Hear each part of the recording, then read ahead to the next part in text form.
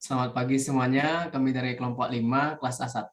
Di sini kami akan mempresentasikan tentang tugas dari struktur 3 mengenai bangunan bentang lebar. Nah, yang kami dapatkan yaitu mengenai sistem struktur pneumatik.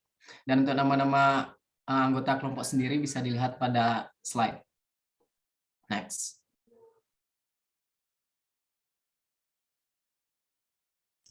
Sistem struktur pneumatik adalah salah satu sistem struktur yang termasuk dalam kelompok soft shell, yang dimana sistem struktur ini memiliki ciri khas semua gaya yang terjadi pada membrannya berupa gaya tarik.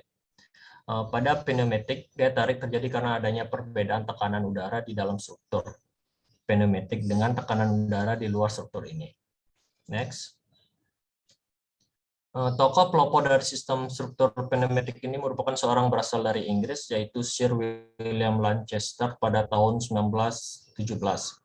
Sistem struktur ini adalah awalnya terinspirasi dari alat transportasi udara berupa balon udara, yang kemudian setelah Perang Dunia Kedua, sistem struktur ini mulai dikembangkan oleh Buckminster Fuller. Next.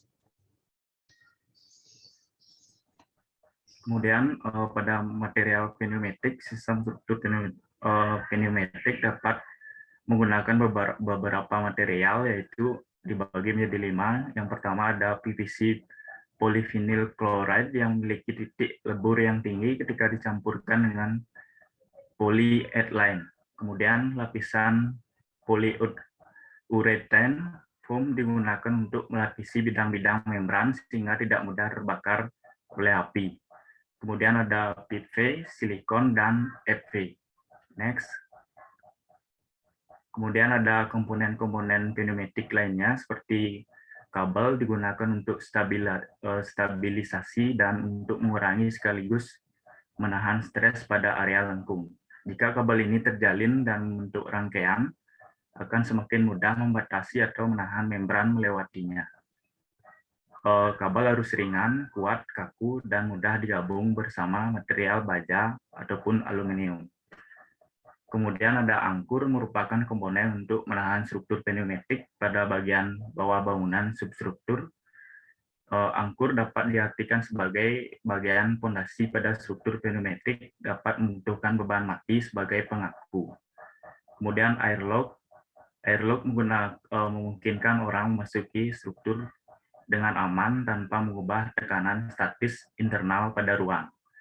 Kemudian inflation system blower berfungsi menciptakan perbedaan tekanan yang memungkinkan struktur tetap melayang di udara. Kemudian next. Kemudian ada detail sistem struktur pneumatik. Prinsip dari detail dalam sistem struktur pneumatik yaitu terlihat pada gambar di samping. Kemudian ada gabungan antara membran dan kabel, namun tidak semua bangunan pneumatik menggunakan sistem penghawaan AVAC yang membuat pneumatik dapat tetap menggembung. Dan slide berikutnya akan dijelaskan oleh rekan kami. Baik, di sini saya akan menjelaskan mengenai stabilitas bentuk konstruksi sistem struktur pneumatik. Dalam konstruksi sistem struktur pneumatik ada 2 faktor yang mengendalikan stabilitas bentuk konstruksi. Yang pertama yaitu ada tekanan pada tiap titik dari membran yang menyebabkan tegangan tarik harus cukup untuk menahan semua kondisi pembebanan dan untuk menjaga agar tidak terdapat tekan pada membran. Yang kedua, tegangan membran pada setiap titik dengan kondisi pembebanan harus lebih kecil daripada tegangan yang diperkenankan pada bahan yang dipakai. Bisa dilihat pada contoh di samping. Kemudian ada klasifikasi sistem struktur pneumatik secara umum. Yang pertama ada air control indoor system.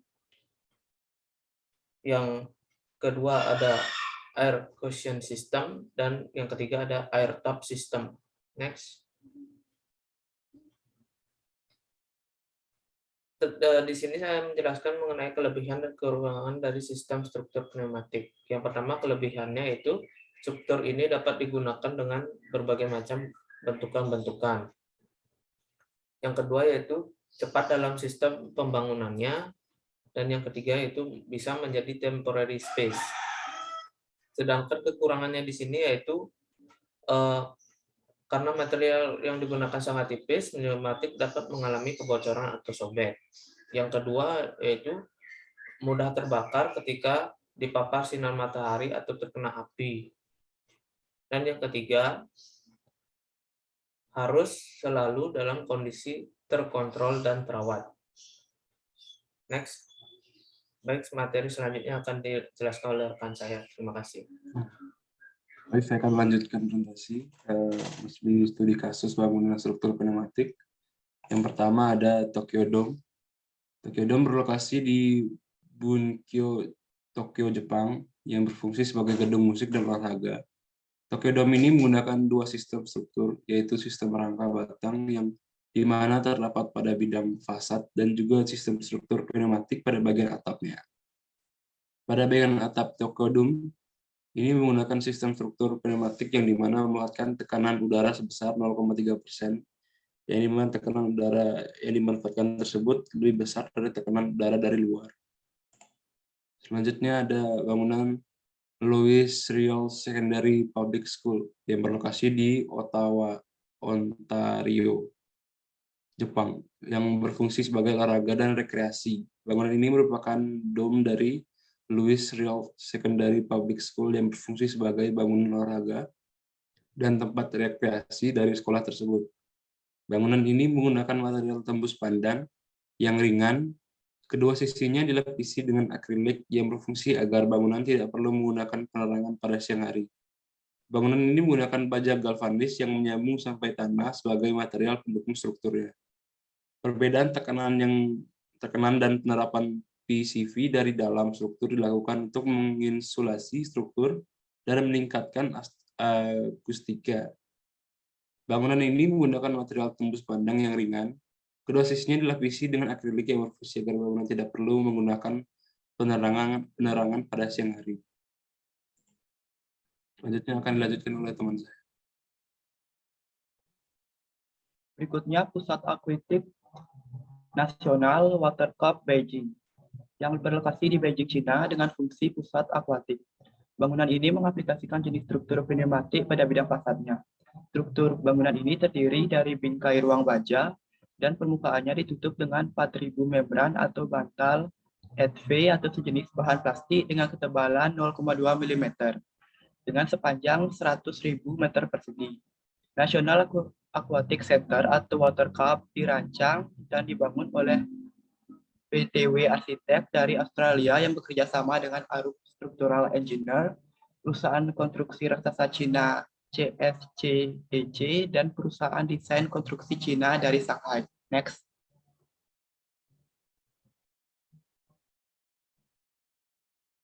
Berikutnya Aknova yang berlokasi di kota Matsushima, Prefektur Miyagi, Jepang, dengan fungsi concert hall dengan arsitek Arata Isoza. Arata Isozaki berkolaborasi dengan pematung Anish Kapoor untuk merancang gedung konservasi pertama di dunia. Gedung ini menggunakan struktur pneumatik terdapat di daerah-daerah di Jepang yang terkena dampak gempa bumi dan tsunami pada tahun 2011 dengan menyelenggarakan pertunjukan sebagai bagian dari festival Lucerne. Next. Berikutnya yaitu Finmeccanica Pavilion yang berlokasi di Farnborough, Inggris, dengan fungsi gedung eksibisi dengan arsitek Grisco SRL. Sistem struktur yang digunakan untuk Finmeccanica Pavilion ini adalah struktur membran yang termasuk ke dalam struktur pneumatik dengan klasifikasi Air Inflated Structure atau struktur yang digelembungkan udara. Tekanan udara yang diberikan pada sistem ini hanya pada space bangunannya. Kemudian pada elemen struktur ini lebih sebagai elemen rigid atau kaku, sehingga lebih tahan terhadap tekuk maupun lendutan atau momen. Selanjutnya akan dijelaskan oleh rekan kami. Baik, selanjutnya saya akan menjelaskan The Glens Hall Dome yang berlokasi di New York, Amerika Serikat dan berfungsi sebagai gedung olahraga. The Glens Hall Dome ini terletak di New York yang digunakan sebagai tempat pertandingan musim panas dari berbagai cabang olahraga seperti baseball, softball, sepak bola, dan sebagainya. Sistem struktur bangunan ini masuk ke dalam struktur pneumatik dengan klasifikasi air support structure, di mana bentuk bangunannya mengembang seperti tirai yang melingkupi udara bertekanan. Struktur ini disebut juga anti-gravity structures. Tekanan udara dalam struktur harus kontinu dan konstan. Next. Selanjutnya ada bangunan Compound Dam yang berlokasi di Hagia Sophia. Compound Dam terletak di Hagia Sophia Dam. Pada gambar tersebut dibuat dari bahan yang berbeda dari biasanya seperti lumpur, salju, batu, kayu, bata, beton, logam, kaca, dan plastik. Namun pada studi kasus ini menggunakan sistem ke dalam struktur pneumatik. Kubah ini merupakan salah satu bentuk yang dinilai yang paling efisien untuk menutup area yang luas karena bisa membungkus jumlah maksimum ruangan. Struktur kubah pun dinilai lebih kuat dan tahan gempa. Next. Selanjutnya ada Stadion Allianz Arena yang berlokasi di Munchen, Jerman, dengan fungsi stadion sepak bola. Dengan arsiteknya yaitu Herzog and de Meuron. Pada bangunan ini menerapkan inovatif dan atraktif dengan struktur utama bentang lebar. Dengan menggunakan struktur pneumatik, bangunan menggunakan cahaya warna yang bisa diatur untuk memberikan visual yang berbeda pada fasadnya, serta memberikan kesan kontemporer pada bangunan. Selanjutnya akan dijelaskan oleh teman saya.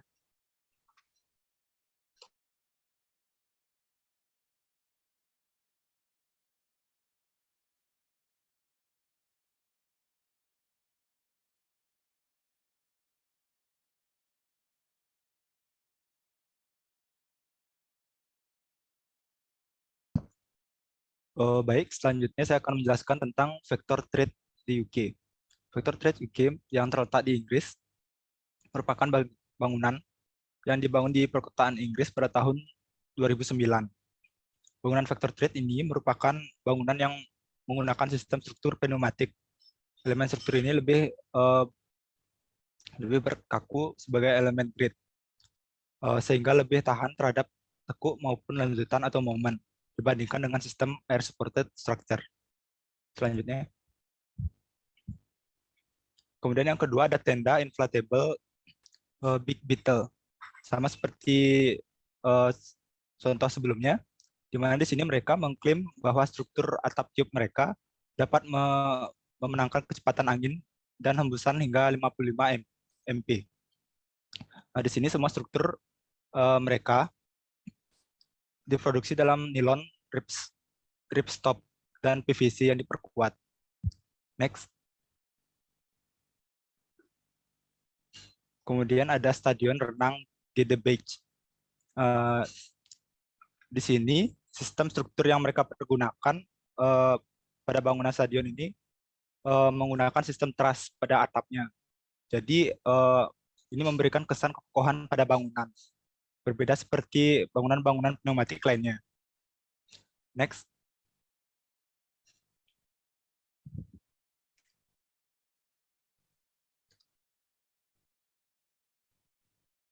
Kemudian di sini ada air support.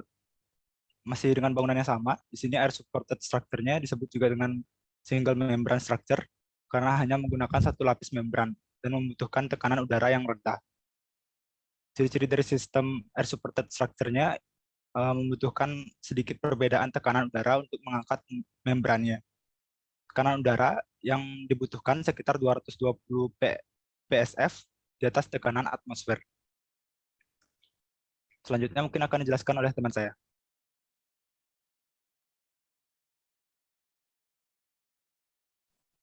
Baik, di sini selanjutnya terdapat Denver Botanic Gardens. Declimatron adalah sebuah rumah kaca tertutup dalam kubah geodesik yang merupakan bagian dari Missouri Botanical Garden di St. Louis. Nah, kubah itu adalah rumah kaca pertama di dunia yang sepenuhnya ber-AC dan kubah geodesik pertama yang tertutup dengan panel plexiglass atau perspex yang kaku. Nah, untuk strukturnya adalah kubah setengah bola yang tidak dipartisi dengan berdiameter 42 meter dan tinggi 21 meter. Bingkai didukung oleh tabung aluminium di bawah kompresi dan batang aluminium di bawah tekanan. Nah, sistem struktur yang digunakan atap yang digunakan yaitu pada bangunan Denver Botanic Gardens ini menggunakan sistem monobeam atau struktur pneumatik bangunan untuk menambah keseimbangan pada bangunan. Next. Nah, Baik, jadi sekian presentasi dari kelompok kami mengenai bangunan bentang lebar, sistem struktur pneumatik. Apabila ada kekurangan dan kelebihan, kami mohon maaf dan kami tutup dengan terima kasih.